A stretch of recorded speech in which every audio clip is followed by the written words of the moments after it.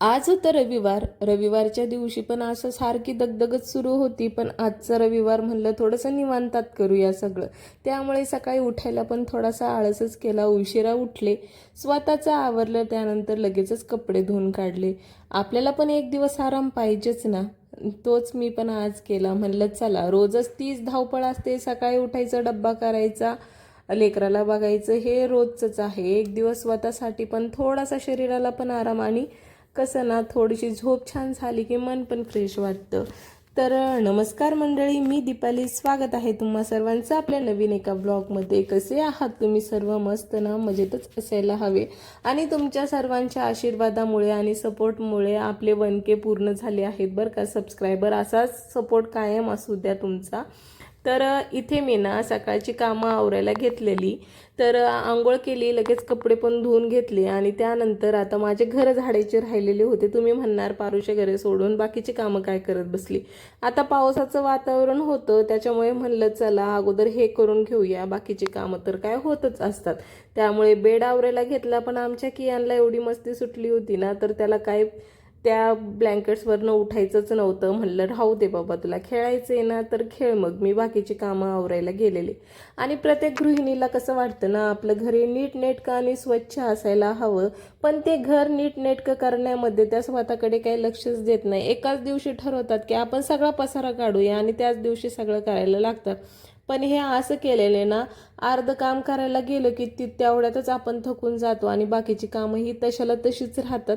तर तसं न करता आपण काय करायचं, छोट्या छोट्या आणि दररोजच्या सवयी लावायचा. यातनं काय होतं, आपलं घर पण व्यवस्थित राहतं आणि आपल्याला जास्त मेहनतही करावी लागत नाही. तर मी कशा पद्धतीने माझं घर मॅनेज करते आणि कसं व्यवस्थित ठेवते, हेच मी आज तुम्हाला सांगणार आहे. तर कपडे तर धुवून झाले, घर स्वच्छ करून झाले.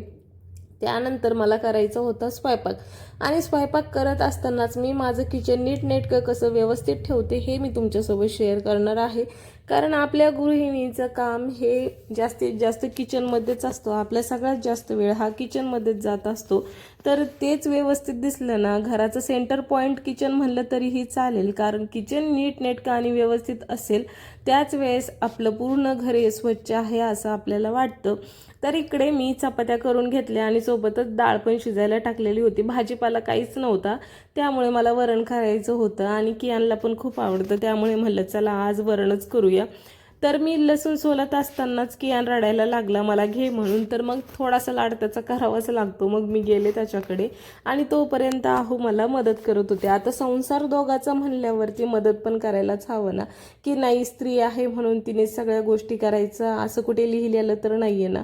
त्याच पद्धतीने मला प्रत्येक गोष्टीमध्ये मदत करत असतात.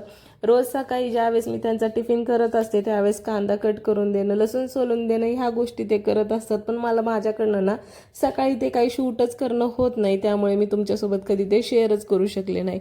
पण जेव्हा कधी संध्याकाळी ते मला मदत करतात हे मी तुमच्यासोबत शेअर करतच असते.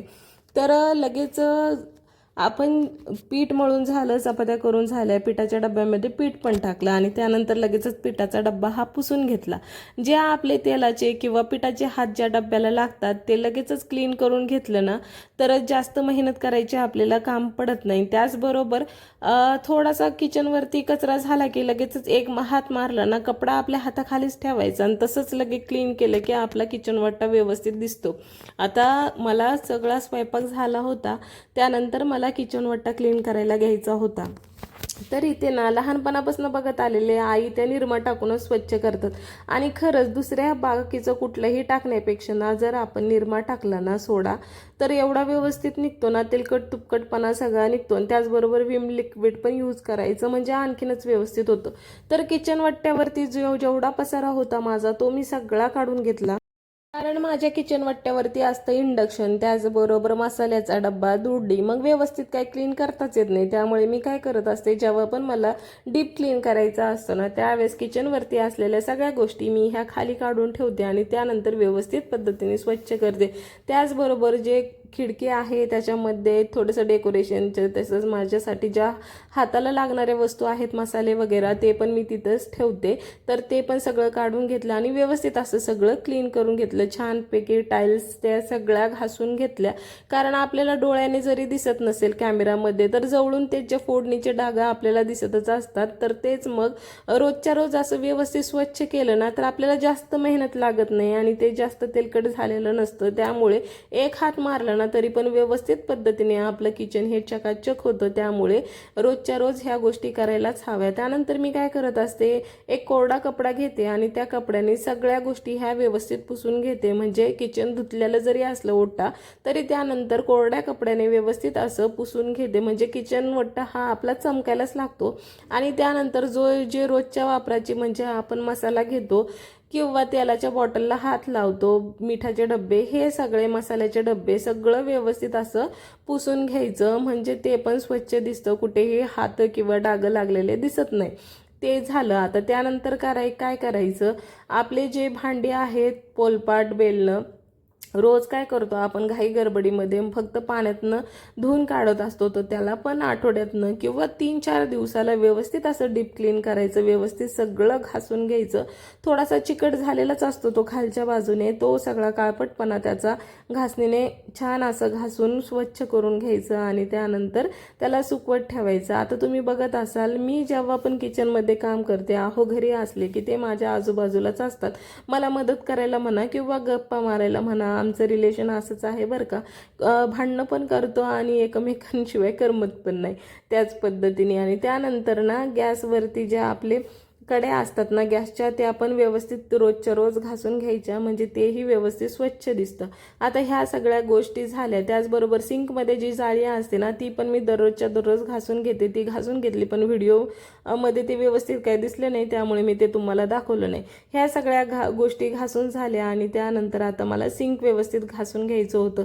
ज्या टाईल्स आहेत ना साईडच्या म्हणजे किचन वट्ट्याच्या, त्या अगोदर घासून घेतल्या. त्यानंतर विम लिक्विड घेतलं आणि सगळं असं सिंक व्यवस्थित स्वच्छ करून घेतलं. आता तुम्ही म्हणणार एकच घासणी यूज करते का, तुम्हाला दिसत असेल साबणीच्या इथे माझ्या प्रत्येक गोष्टीसाठी वेगवेगळ्या घासण्या आहेत. भांड्यासाठी वेगळी आणि हे सिंकसाठी वेगळी आणि नळ जे आहेत त्याच्यासाठी वेगळी. प्रत्येक घासण्या ह्या वेगळ्या आहेत, वेगळ्या ठेवलेल्या आहेत. मला माहिती असतं कोणती कशासाठी वापरते मी आणि त्याच मी यूज करत असते. भांड्यासाठी आणि सिंकसाठी ह्या अशा मिक्स कधीच करत नाही.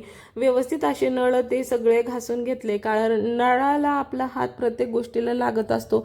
ज्यावेळेस आपण स्वयंपाक करतो आपले हात खरकटे असतात, तेच हात आपण नळाला लावतो, त्यामुळे ते घाण दिसतं. त्याच्यावरती पाण्याचे शिंतोडे उडलेले असतात. हे सगळं व्यवस्थित क्लीन केलं ना तर आपलं किचन एकदम चकाचक दिसायला लागतं.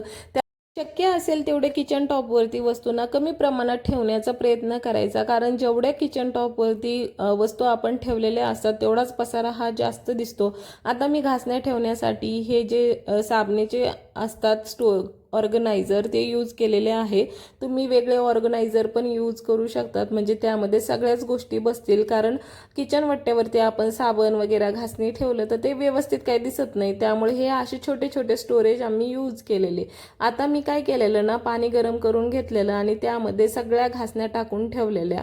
आणि त्याचबरोबर आठवड्यातनं एक वेळा मी हे करतच असते, कारण घासण्यांमध्ये खरकटं जे साचलेलं असतं ना ते असं गरम पाण्यात घासण्या टाकल्यावरती ते व्यवस्थित निघून जातो आणि घासण्यांचा वासही येत नाही आणि हायजीन मेंटेन राहतं. तर हे तुम्ही स्टोरेज रॅक माझा अगोदर पण बघितलं असेल तुम्ही, जर माझे रेग्युलर व्ह्युअर्स असाल तर ते ना बाहेर ठेवलं होतं, कारण इंडक्शन आलं होतं, मग जागाच नव्हती. तर आता त्याला म्हणलं हँगिंग करूया आणि त्याचा डेकोरेशनसाठी यूज करूया. त्यासाठी ते पण व्यवस्थित असं स्वच्छ करून घेतलं.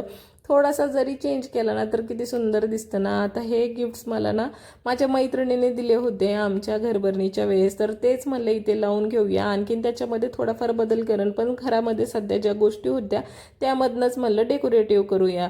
आणि सगळं झालं. घासण्या पण भिजत ठेवलेला होता, बराच वेळ झाला, तर त्या पण व्यवस्थित अशा स्वच्छ करून घेतल्या आणि त्यांच्या जागेवरती ठेवून दिल्या.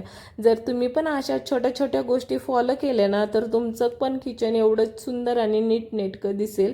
तर छोट्या छोट्या गोष्टी असतात, फक्त आपल्याला थोडासा वेळ त्यांना द्यावा लागतो, जास्त वेळ देण्याचीही गरज नाही. एकदा आपल्याला ह्या सवयी पडल्या ना तर बरोबर ॲटोमॅटिक ह्या गोष्टी व्हायला लागतात.